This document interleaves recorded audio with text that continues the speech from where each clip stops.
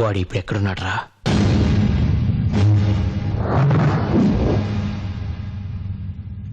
నువ్వు కూర్చోన్నా, నిలబడితే వాడికి మర్యాద ఇచ్చామనుకుంటాడు.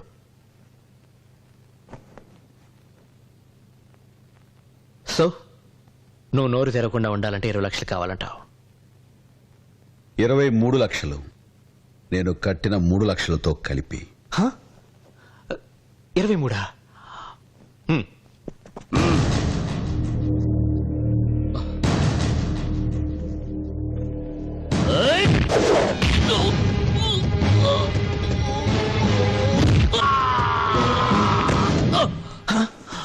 అంత మర్యాద ఇవ్వకర్లా.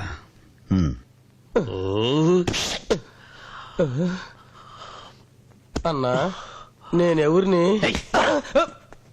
గురువు గారిని చూస్తుంటే జెంట్లమెన్ లా ఉన్నారు. ఆయనతో క్లాష్ కంటే క్యాష్ సెటిల్మెంట్ చేసుకుంటేనే బెటర్. అవుట్.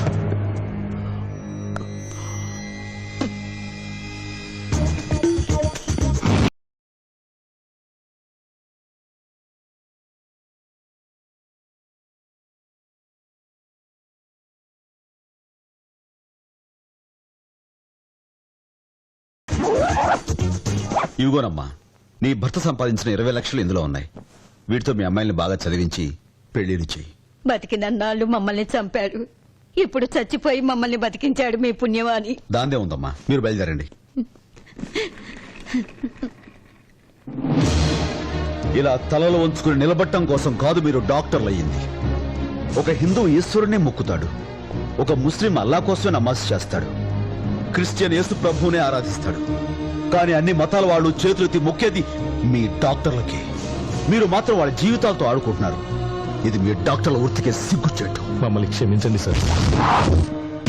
తెలుగు భాషలో నాకు నచ్చని ఒకే ఒక్క మాట క్షమించడం. క్షమించడం, క్షమించడం.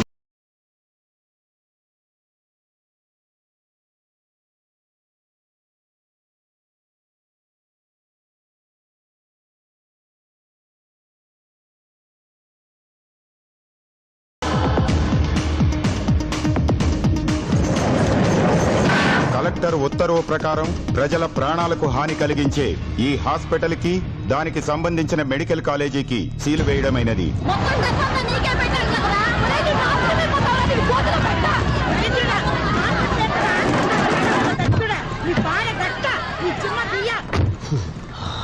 సార్ మీరెందుకు వచ్చారు సార్? ఈ జనం ఊరుకుని వెళ్ళలేరు. వాడు మన దగ్గర డబ్బు తీసుకుని కూడా మోసం చేశాడు.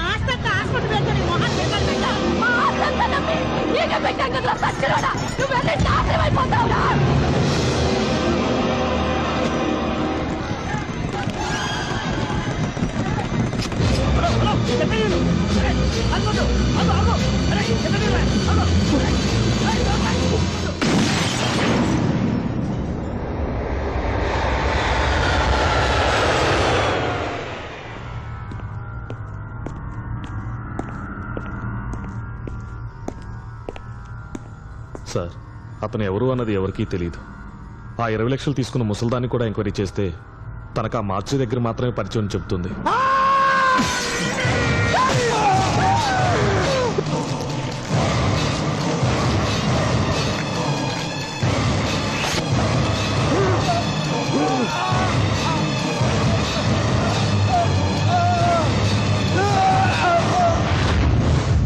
వాడెవడో నాకు తెలియాలి.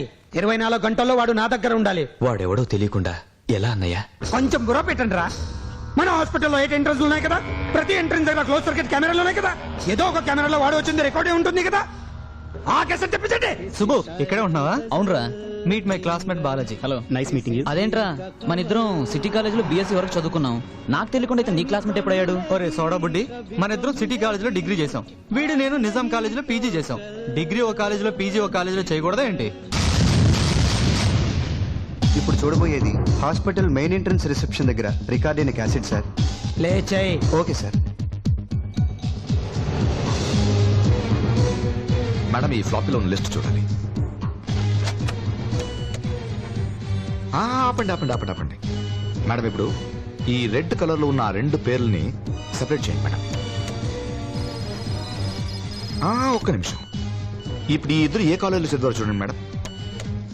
ప్రభాకర్ చదివింది హిందూ కాలేజ్ మచిలీపట్నం, మొయినుద్దీన్ చదివింది జేకేసీ కాలేజ్ గుంటూరు. మేడం వీళ్ళు పీజీ ఎక్కడ చదివారో చూడండి. వాడు శవాన్ని తీసుకొచ్చిన టైం ఉదయం 10:45.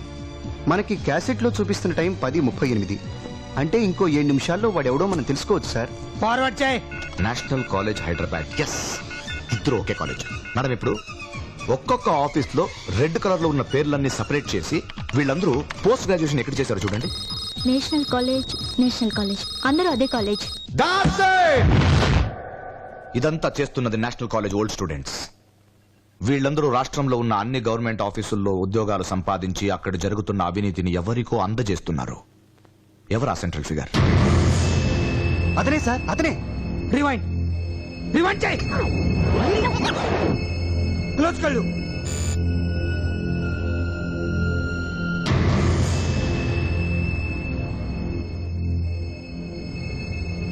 ఇంకా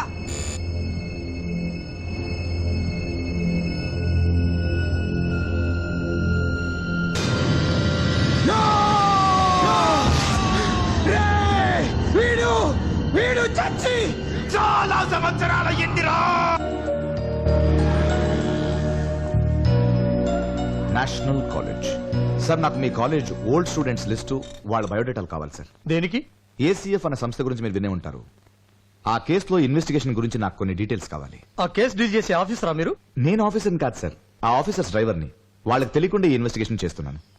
డ్రైవర్వి నువ్వు మా కాలేజ్ స్టూడెంట్స్ ను అనుమానిస్తున్నావా? సార్ ఎక్కడికి సార్ ఫోన్? కమిషనర్ గారికి. సార్ సార్ ప్లీజ్ సార్ వద్దు సార్, వాళ్ళకి ఫోన్ చేస్తే నా ఉద్యోగం పోతుంది సార్. ఏదో ప్రమోషన్ కోసం వాళ్ళకి తెలియకుండా చేస్తున్నాను సార్. ముందు నువ్వు మర్యాదగా బయటికి నడు. అలా కాదు sir. I say you get out. Sir నాకెవరు హెల్ప్ చేయకపోయినా ఈ కేసు మొత్తం క్లోజ్ చేయగలను. మీ కోఆపరేషన్ లేకుండా కూడా ఆధారాలు సంపాదించగలను. నాకు ఆ బ్రెయిన్ ఉంది.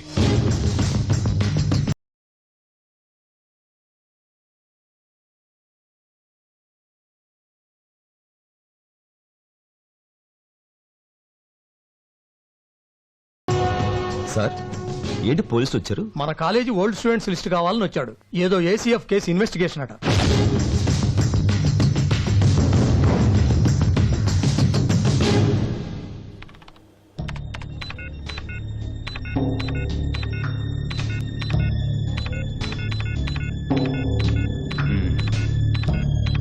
అన్నయ్య, ట్విన్ సిటీస్ లో మొత్తం 32 లక్షల ఓటర్లున్నారు. కానీ అతని ఫోటో ఏ ఫోటోతో మ్యాచ్ కావడం లేదు.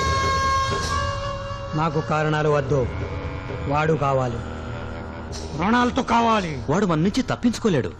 వాడి మీద కాన్సన్ట్రేషన్ తో మన బిజినెస్ వదిలేస్తున్నాం. వాడు దొరుకుతాడు, నీ చేతిలోనే చస్తాడు.